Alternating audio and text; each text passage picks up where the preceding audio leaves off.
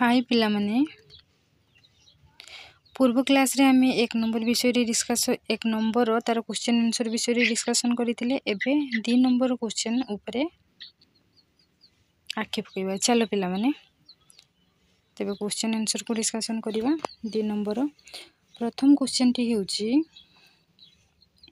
नूतन प्रस्तर जुगर लोक माने किपरि कृषि कार्य आरंभ कले और कौन चाष करुथिले। तेबे नूतन प्रस्तर जुग आमे धाने 1 नंबर रे पुरातन प्रस्तर जुग विषय रे जानले एवं पुरातन प्रस्तर जुगर क्वेश्चन आंसर विषय डिस्कशन करथिले। एबे 2 नंबर रे आसिला नूतन प्रस्तर जुग विषय रे। तेबे प्रथम क्वेश्चन टी हेउची नूतन प्रस्तर जुगर लोक माने किपरि कृषि कार्य आरंभ कले और कौन चाष करुथिले। तेबे नूतन प्रस्तर जुग माने नूतन प्रस्तर जुगर लोक माने कृषि कार्य किपरि आरंभ कले और कौन चाष करुथिले। आंसर टी हेउची प्रथम पॉइंट मंजी माटी भितरे पति हेला परे पानी पाई गछरे परिणत हेउथिबा लक्ष्य करी नूतन प्रस्तर जुगर लोक माने कृषि कार्य आरंभ कले। तेबे मंजी कोन हेला ना माटी रे पति हेकी ताहा पानी पाई की गछरे परिणत हेला। यहा नूतन प्रस्तर जुगर लोक माने लक्ष्य कले एवं सेइठू कृषि कार्य आरंभ हेला बोली अनुमान करा जाए। सेमाने गहम जौ धान फल और पनीपरिबा प्रभृति चाष करुथिले। तेबे सेमाने कोन करुथिले ना गहम जौ धान फल और पनीपरिबा प्रभृति चाष करुथिले। तेबे नेक्स्ट क्वेश्चन टी हेउची चक्कर व्यवहार किपरि नूतन प्रस्तर जुगर लोक माने कोन कोन काम करुथिले। तेबे चक्कर व्यवहार करी नूतन प्रस्तर जुगर लोक माने कोन कोन काम करुथिले। तेबे प्रथम पॉइंट हेउची चक्कर व्यवहार करी नूतन प्रस्तर जुगर लोक माने विभिन्न प्रकार माटी पात्र निर्माण करुथिले। तेबे पिला माने मने रखिबो ना नूतन प्रस्तर जुगर लोक माने सेमाने चक्कर व्यवहार करी कि माटी पात्र विभिन्न प्रकार माटी पात्र निर्माण करुथिले। चक्कू गाड़ी रे व्यवहार करी माल परिवहन शीघ्र और सुविधा रे करि पारुथिले। आउ कोन कोन होउथिला ना चक्क माध्यम रे सेमाने माल परिवहन शीघ्र और सुविधा रे गोटे जगह रु अन्य एक जगह को नै पारुथिले। तापरे नेक्स्ट पॉइंट होउची चक्कू व्यवहार करी तंत प्रस्तुत कले एवं तंत सहाय्य रे सूता काटी लुगा बुणिले। तेबे चक्कू आउ कोन कोन व्यवहार कले ना चक्करे सेमाने तंत प्रस्तुत कले एवं तंत सहाय्य रे सेमाने सूता काटी लुगा बुणिले।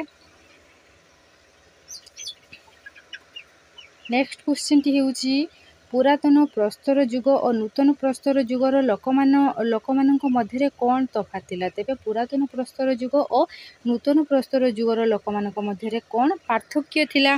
तेबे आंसर टी हेउची प्रथम पॉइंट पुरातन प्रस्तर जुगर लोक माने पशु शिकार फलमूल संग्रह करी गछरे करड़ किंबा पहाड़र गुंफारे आश्रय नै जाजाबर जीवन यापन करुथिला। मात्र नूतन प्रस्तर जुगर लोक माने कृषि कार्य और पशुपालन करी स्थायी भाव रे बसवास करी कष्टिगत जीवन यापन करुथिले। तेबे पुरातन प्रस्तर जुगर लोक माने कोन करुथिले ना सेमाने पशु शिकार फलमूल संग्रह करिकी गछर करड़ किंबा पहाड़र गुंफारे सेमाने आश्रय नेकी स्थायी भाव रे रहु नथिले जाजाबर जीवन यापन करुथिले। किंतु नूतन प्रस्तर जुग माने कोन कले ना कृषि कार्य कले पशुपालन कले एवं स्थायी भाव रे सेमाने बसवास कले गोटे गोष्ठीगत जीवन यापन करुथिले सेमाने। नेक्स्ट पॉइंट हेउची पुरातन प्रस्तर जुगर लोक माने चिक्कण होई नथिबा असुंदर पत्थर निर्मित अस्त्र शस्त्र व्यवहार करुथिले। किंतु नूतन प्रस्तर जुगर लोक माने पत्थर ओहाडरे निर्मित धारुआ चिक्कण सुंदर और उन्नत अस्त्र शस्त्र व्यवहार करुथिले। दाने पुरातन प्रस्तर जुगर लोक माने कोन करुथिले सेमाने जो अस्त्र व्यवहार करुथिले से अस्त्र सुंदर देखिबा पई सुंदर नथिला एवं चिक्कण नथिला किंबा धारुआ नथिला ना धारुआ थिला किंतु सुंदर और चिक्कण नथिला। किंतु नूतन प्रस्तर जुग माने जुगरे कोन होतिला ना लोक माने जो अस्त्र से माने व्यवहार करुथिले हैला सेही अस्त्र गुडा को धारुआ थिला चिक्कण थिला एवं सुंदर मध्य थिला एवं उन्नत मानर अस्त्र शस्त्र गुडी को से माने व्यवहार करुथिले। नेक्स्ट क्वेश्चन टी पुरातन प्रस्तर जुगर लोक माने गोटिए नदी कूल रु आउ गोटिए नदी कूल को जाउथिले। ତେବେ ଆନ୍ସରଟି କ'ଣ ହେବ? ଆନ୍ସରଟି ହେଉଛି ପୁରାତନ ପ୍ରସ୍ତର ଯୁଗର ଲୋକମାନେ ଯେଉଁ ସ୍ଥାନରେ କିଛି ସମୟ ରହୁଥିଲେ ସେହି ଅଞ୍ଚଳରେ ଫଳମୂଳ ଓ ଶିକାରର ଅଭାବ ଦେଖାଦେଲେ ସେମାନେ ସେହି ସ୍ଥାନ ଛାଡ଼ି ଅନ୍ୟତ୍ର ଯାଉଥିଲେ। ପ୍ରଚୁର ଜଳ ଓ ଉର୍ବର ଚାରଣଭୂମି ପାଇଁ ନଦୀକୂଳ ପଶୁପକ୍ଷୀମାନଙ୍କ ବାସସ୍ଥଳୀ ହୋଇଥିବାରୁ ପଶୁ ଶିକାର ପାଇଁ ସେମାନେ ଗୋଟିଏ ନଦୀ କୂଳରୁ ଅନ୍ୟ ନଦୀ କୂଳକୁ ଯାଉଥିଲେ। ତେବେ ପୁରାତନ ପ୍ରସ୍ତର ଯୁଗମାନେ କ'ଣ କରୁଥିଲେ ନା ଲୋକମାନେ ସେଇ ଯୁଗର ଲୋକମାନେ କ'ଣ କରିଥିଲେ ନା ସେମାନେ ଗୋଟିଏ ଅଞ୍ଚଳରୁ ଅନ୍ୟ ଏକ ଅଞ୍ଚଳକୁ ଯାଉଥିଲେ, ଅର୍ଥାତ୍ ସେମାନେ ଯାଯାବର ଜୀବନଯାପନ କରୁଥିଲେ। ତାପରେ ନେକ୍ସଟ କ୍ୱେଶ୍ଚିନ୍ଟି ହେଉଛି ନୂତନ ପ୍ରସ୍ତର ଯୁଗର ଲୋକମାନେ ପ୍ରକୃତିର ଉପାସକ ଥିଲେ ବୋଲି କିପରି ଜାଣିବା? ଆନ୍ସରଟି ହେଉଛି ନୂତନ ପ୍ରସ୍ତର ଯୁଗର ଲୋକମାନେ ପ୍ରକୃତିର ବିଭିନ୍ନ ରୂପ ଯଥା ନଦୀ, ପର୍ବତ, ସୂର୍ଯ୍ୟ, ବୃକ୍ଷ ଆଦିକୁ ପୂଜା କରୁଥିଲେ। ତେବେ ନୂତନ ପ୍ରସ୍ତର ଯୁଗର ଲୋକମାନେ କ'ଣ କରୁଥିଲେ ନା ସେମାନେ ପ୍ରକୃତିର ଉପାସକ ଥିଲେ। ସେମାନେ ପ୍ରକୃତିକୁ ପୂଜା କରୁଥିଲେ, ଯେପରି ନଦୀ, ପର୍ବତ, ସୂର୍ଯ୍ୟ, ବୃକ୍ଷ ଆଦିକୁ ସେମାନେ ପୂଜା କରୁଥିଲେ। ସେମାନେ ନେକ୍ସଟ ପଏଣ୍ଟଟି ହେଉଛି ସେମାନେ ପରଜନ୍ମରେ ବିଶ୍ୱାସ କରୁଥିଲେ। ତେଣୁ ନୂତନ ପ୍ରସ୍ତର ଯୁଗର ଲୋକମାନେ ପ୍ରକୃତିର ଉପାସକ ଥିଲେ। ତେବେ ପିଲାମାନେ ମନେ ରଖିବ, ନୂତନ ପ୍ରସ୍ତର ଯୁଗର ଲୋକମାନେ ପ୍ରକୃତିର ଉପାସକ ଥିଲେ। ତେବେ ତା ପରବର୍ତ୍ତୀ 3 ନମ୍ବର କ୍ୱେଶ୍ଚିନ୍ ଗୁଡ଼ିକର ଆନ୍ସର ଆମେ ଡିସ୍କସନ୍ କରିବା। ସେ କହିଛି ଯେ 3 ନମ୍ବରରେ ନିମ୍ନରେ ଦିଆଯାଇଥିବା ପ୍ରତ୍ୟେକ ପ୍ରଶ୍ନର ଉତ୍ତର ଗୋଟିଏ ଗୋଟିଏ ଧାଡ଼ିରେ ଦିଅ। ତେବେ ଗୋଟେ ଧାଡ଼ିରେ ଆନ୍ସର ଗୁଡ଼ିକ ଲେଖିବା ପାଇଁ କହିଛି। ପ୍ରଥମ କ୍ୱେଶ୍ଚିନ୍ଟି ହେଉଛି ଆଦି ମାନବ ତାର ରହିବା ସ୍ଥାନ କାହିଁକି ପରିବର୍ତ୍ତନ କରୁଥିଲା? ଗୋଟିଏ ସ୍ଥାନରେ ଫଳମୂଳ ଓ ଶିକାରରେ ଅଭାବ ଦେଖାଦେଲେ ଆଦି ମାନବ ସେ ସ୍ଥାନ ଛାଡ଼ି ଅନ୍ୟ ଏକ ସ୍ଥାନକୁ ଯାଉଥିଲେ। ତେବେ ଗୋଟିଏ ସ୍ଥାନରେ ସେମାନେ ଯଦି ଫଳମୂଳର ଅଭାବ ବା ଶିକାରର ଅଭାବ ଦେଖାଗଲା ସେମାନେ କ'ଣ କରୁଥିଲେ ନା ସେହି ସ୍ଥାନ ଛାଡ଼ି ଅନ୍ୟ ଏକ ସ୍ଥାନକୁ ଯାଉଥିଲେ। ନେକ୍ସଟ କ୍ୱେଶ୍ଚିନ୍ଟି ହେଉଛି ଭୋକ ଦାଉରୁ ରକ୍ଷା ପାଇବା ପାଇଁ କେଉଁ ଆଦିମାନବ କ'ଣ କରୁଥିଲେ? ଆନ୍ସରଟି ହେଉଛି ଆଦିମାନବ ଭୋକ ଦାଉରୁ ରକ୍ଷା ପାଇବା ପାଇଁ ଜୀବଜନ୍ତୁଙ୍କୁ ମାରି ତାର କଞ୍ଚା ମାଂସ ଖାଉଥିଲେ। ତେବେ ଆଦିମାନବ ଭୋକ ଦାଉରୁ ରକ୍ଷା ପାଇବା ପାଇଁ କ'ଣ କରୁଥିଲେ ନା ଜୀବଜନ୍ତୁଙ୍କୁ ମାରି ତାର କଞ୍ଚା ମାଂସ ଖାଉଥିଲେ। ନେକ୍ସଟ କ୍ୱେଶ୍ଚିନ୍ଟି ଆଦିମାନବ ଋତୁ ପରିବର୍ତ୍ତନ ଅନୁସାରେ କାହିଁକି ସ୍ଥାନ ପରିବର୍ତ୍ତନ କରୁଥିଲେ? ଋତୁ ଅନୁଯାୟୀ ବିଭିନ୍ନ ଗଛରେ ବିଭିନ୍ନ ଫୁଲ ଫଳ ଦେଖାଯାଉଥିବାରୁ ଆଦିମାନବ ଋତୁ ଅନୁସାରେ ସ୍ଥାନ ପରିବର୍ତ୍ତନ କରୁଥିଲେ। ତାହେଲେ ବିଭିନ୍ନ ପିଲାମାନେ ତମେମାନେ ବି ଜାଣିଛ ଯେ ଋତୁ ଅନୁଯାୟୀ ବିଭିନ୍ନ ପ୍ରକାର ଫୁଲ ଫଳ ଆମକୁ ମିଳିଥାଏ। ଯେପରି ଗ୍ରୀଷ୍ମ ଦିନରେ ଆମକୁ ଆମ୍ବ ମିଳିଥାଏ, ପଣସ ମିଳିଥାଏ, ବିଭିନ୍ନ ଋତୁରେ ବିଭିନ୍ନ ପ୍ରକାର ଫୁଲ ଫଳ ମଧ୍ୟ ମିଳିଥାଏ। ସେମାନେ କ'ଣ କରୁଥିଲେ ନା ଋତୁ ଅନୁଯାୟୀ ସେମାନେ ସ୍ଥାନ ପରିବର୍ତ୍ତନ କରୁଥିଲେ। ଓକେ, ନେକ୍ସଟ କ୍ୱେଶ୍ଚିନ୍ଟି ହେଉଛି ନିଜକୁ ସୁରକ୍ଷା ଦେବା ପାଇଁ ପୁରାତନ ପ୍ରସ୍ତର ଯୁଗର ଲୋକମାନେ କ'ଣ ବ୍ୟବହାର କରୁଥିଲେ?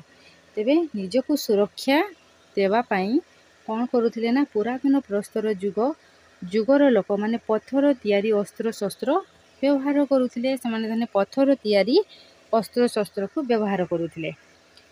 ତା ପରବର୍ତ୍ତୀ କ୍ୱେଶ୍ଚିନ୍ ହେଉଛି ଭାରତର କେଉଁ କେଉଁ ସ୍ଥାନରୁ ପ୍ରସ୍ତର ଯୁଗର ହାତ ହତିଆର ଆବିଷ୍କୃତ ହୋଇଛି? ତେବେ ଆନ୍ସରଟି ହେଉଛି ପଞ୍ଜାବର ସୋନ ନଦୀ, ଉତ୍ତରପ୍ରଦେଶର ବିର୍ଲା ନଦୀ ଉପତ୍ୟକା, ଦାକ୍ଷିଣାତ୍ୟର ମାଳଭୂମିର କେତେକ ସ୍ଥାନ ଓ ଚେନ୍ନାଇ ନିକଟରୁ ପ୍ରସ୍ତର ଯୁଗର ହାତ ହତିଆର ଆବିଷ୍କୃତ ହୋଇଛି। ପିଲାମାନେ ମନେ ରଖିବ। ନେକ୍ସଟ କ୍ୱେଶ୍ଚିନ୍ଟି ହେଉଛି ଶକ୍ତ ପଥରର ସନ୍ଧାନ ପାଇବା ପରେ ଆଦିମାନବ ତାକୁ କେଉଁ କାମରେ ଲଗାଇଲେ? ତେବେ ଶକ୍ତ ପଥରର ସନ୍ଧାନ ପାଇବା ପରେ ଆଦିମାନବ ସେଗୁଡ଼ାକ ପିଟିବା, ଛେଚିବା ଓ ଘଷିବା ଆଦି କାମରେ ଲଗାଇଲେ। ନେକ୍ସଟ କ୍ୱେଶ୍ଚିନ୍ଟି 6 ନମ୍ବର କ୍ୱେଶ୍ଚିନ୍ଟି ହେଉଛି ଆଦିମାନବ କେଉଁ କେଉଁ ଜିନିଷକୁ ବସ୍ତ୍ର ରୂପେ ବ୍ୟବହାର କରୁଥିଲେ? ତେବେ ଆନ୍ସରଟି ହେଉଛି ଆଦିମାନବ ଗଛର ବକ୍ର ଓ ଜୀବଜନ୍ତୁଙ୍କ ଚମଡ଼ାକୁ ବସ୍ତ୍ର ରୂପେ ବ୍ୟବହାର କରୁଥିଲେ। ପିଲାମାନେ ମନେ ରଖିବ ନା ଗଛର ବକ୍ର ଆଉ ଜୀବଜନ୍ତୁଙ୍କର ଚମଡ଼ାକୁ ନିଜର ବସ୍ତ୍ର ରୂପେ ବ୍ୟବହାର କରୁଥିଲେ। ज नंबर क्वेश्चनटी ହେଉଛି ଜୀବଜନ୍ତୁଙ୍କୁ ଆକ୍ରମଣରୁ ରକ୍ଷା ପାଇବା ପାଇଁ ଆଦି ମାନବ କେଉଁଠାରେ ଆଶ୍ରୟ ନେଉଥିଲେ? ତେବେ ଆନ୍ସରଟି ହେଉଛି ଜୀବଜନ୍ତୁଙ୍କ ଆକ୍ରମଣରୁ ରକ୍ଷା ପାଇବା ପାଇଁ ଆଦିମାନବ ଗଛର କରଡ଼ ପାହାଡ଼ର ପ୍ରାକୃତିକ ଗୁମ୍ଫାରେ ଆଶ୍ରୟ ନେଉଥିଲେ। ତାପରେ ନେକ୍ସଟ କ୍ୱେଶ୍ଚିନ୍ଟି ହେଉଛି ଓଡ଼ିଶାର କେଉଁ କେଉଁ ସ୍ଥାନରେ ଆଦିମାନବ ବ୍ୟବହାର କରୁଥିବା ଚିତ୍ରକଳାର ସନ୍ଧାନ ମିଳିଛି? ଆନ୍ସରଟି ହେଉଛି ଓଡ଼ିଶାର ଗୁଡ଼ହାଣ୍ଡି, ବିକ୍ରମଖୋଲ, ମାଣିକମଡ଼ା, ଜଗିମଠ ଇତ୍ୟାଦି ପାହାଡ଼ରେ ଆଦିମାନବ ବ୍ୟବହାର କରୁଥିବା ଚିତ୍ରକଳାର ସନ୍ଧାନ ମିଳିଛି। ପରବର୍ତ୍ତୀ କ୍ୱେଶ୍ଚନଟି ହେଉଛି ଓଡ଼ିଶାର କେଉଁ ସ୍ଥାନରୁ ନୂତନ ପ୍ରସ୍ତର ଯୁଗର ହାତ ହତିଆର ମିଳିଛି? ଆନ୍ସରଟି ହେଉଛି ଓଡ଼ିଶାର ମୟୂରଭଞ୍ଜ ଜିଲ୍ଲାର କୁଚେଇ। ପିଲାମାନେ ମନେ ରଖିବ, ଓଡ଼ିଶାର ମୟୂରଭଞ୍ଜ ଜିଲ୍ଲାର କୁଚେଇ, କୁଲିଅଣା, ବୈଦିପୁର ନୂତନ ପ୍ରସ୍ତର ଯୁଗର ହାତ ହତିଆର ମିଳିଛି। ତା ପରବର୍ତ୍ତୀ ଆଡ଼କୁ ଯିବା। ପିଲାମାନେ 4 ନମ୍ବରଟି ହେଉଛି ବନ୍ଧନୀ ମଧ୍ୟରୁ ଉପଯୁକ୍ତ ଶବ୍ଦ ବାଛି ଶୂନ୍ୟସ୍ଥାନ ପୂରଣ କର। ତେବେ କ ନମ୍ବର କ୍ୱେଶ୍ଚନ୍ ହେଉଛି ପୁରାତନ ପ୍ରସ୍ତର ଯୁଗର ଲୋକମାନଙ୍କ ଚିତ୍ରକଳାର ସନ୍ଧାନ ଡେସ୍ରୁ ମିଳିଛି। ଅପସନ୍ ସେ ଦେଇଛି ପଥର, ଗୁମ୍ଫା, ପାହାଡ଼, କୁଡ଼ିଆ। ତେବେ ସଠିକ୍ ଆନ୍ସରଟି ହେଉଛି ଗୁମ୍ଫା। ନେକ୍ସଟ କ୍ୱେଶ୍ଚନ୍ ହେଉଛି ବର୍ତ୍ତମାନ କେରଳ ଡେସ୍ ମାନେ ଯାଯାବର ଜୀବନଯାପନ କରୁଅଛନ୍ତି। ଅପସନ୍ ଦେଇଛି ପାଣ୍ଡାରାମ, ବଣ୍ଡା, ପରଜା, ଜୁଆଙ୍ଗ। ଆନ୍ସରଟି ହେଉଛି ପାଣ୍ଡାରାମ। ଓକେ।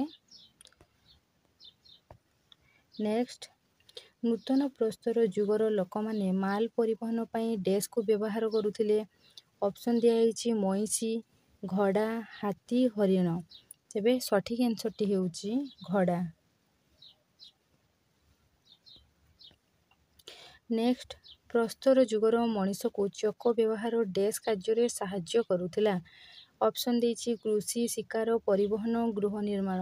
ସଠିକ୍ ଆନ୍ସରଟି ହେଉଛି ପରିବହନ। ନେକ୍ସଟ କ୍ୱେଶ୍ଚନ୍ ହେଉଛି ମନୁଷ୍ୟ ପ୍ରଥମେ ଡେସ୍ ସ୍ଥାନରେ ସ୍ଥାୟୀ ହୋଇ ରହିବା ଶିଖିଲା। ଅପସନ୍ ଦେଇଛି ପାର୍ବତ୍ୟାଞ୍ଚଳ, ନଦୀକୂଳ, ବଣ ଜଙ୍ଗଲ, ବରଫାବୃତ ଅଞ୍ଚଳ। ସଠିକ୍ ଆନ୍ସରଟି ହେଉଛି ନଦୀକୂଳ। 5 ନମ୍ବରରେ ସେ କହିଛି କ ସ୍ତମ୍ଭରେ ଦିଆଯାଇଥିବା ଶବ୍ଦ ସହିତ ଖ ସ୍ତମ୍ଭରୁ ଉପଯୁକ୍ତ ଶବ୍ଦ ବାଛି ଯୋଗ କର। କ ସ୍ତମ୍ଭରେ ସେ ଦେଇଛି ଗୁମ୍ଫା, କୁକୁର, ପଶୁ ଚମଡ଼ା, ଗୋବର, ଚକ। ଖ ସ୍ତମ୍ଭରେ ସେ ଦେଇଛି ପୋଷାକ, ସାର, ଗୃହ ନିର୍ମାଣ, ଶିକାର କାର୍ଯ୍ୟ, ପରିବହନ, ଆଶ୍ରୟ। ତେବେ ତାର ଆନ୍ସର ଗୁଡ଼ାକ କ'ଣ ହେବ ନା ଗୁମ୍ଫା ହେବ ଆଶ୍ରୟ, କୁକୁର ହେବ ଶିକାର କାର୍ଯ୍ୟ, ପଶୁ ଚମଡ଼ା ହେବ ପୋଷାକ, ଗୋବର ହେବ ସାର, ଚକ ହେବ ପରିବହନ। ତେବେ ଆମର ଏଇଠି ହିଷ୍ଟ୍ରିର ସେକେଣ୍ଡ ଚାପ୍ଟରଟି ସରିଯାଇଛି। ତେବେ ଆମେ ନେକ୍ସଟ ହେଉଛି ଥାର୍ଡ଼ ଚାପ୍ଟର ଆଡ଼କୁ ଯିବା। ପିଲାମାନେ ଆଶା କରେ ଆପଣମାନେ ବୁଝିପାରିଥିବେ। ଯଦି ଆପଣଙ୍କୁ ଏ ଭିଡ଼ିଓଟି କିଛି ବି ହେଲ୍ପ ହେଇଥିବ ତେବେ ନିହାତି ମୋତେ କମେଣ୍ଟ ମାଧ୍ୟମରେ ଜଣାଇବେ ଏବଂ ଏହି ଭିଡ଼ିଓକୁ ଲାଇକ୍, ସବସ୍କ୍ରାଇବ୍ ଏବଂ ସେୟାର କରିବା ପାଇଁ ଜମା ଭୁଲିବେନି। ତେବେ ପିଲାମାନେ ରହୁଛି, ଆମେ ପର କ୍ଲାସ୍ରେ ଦେଖା ହେବା। Thank you. ଜୟ ଜଗନ୍ନାଥ।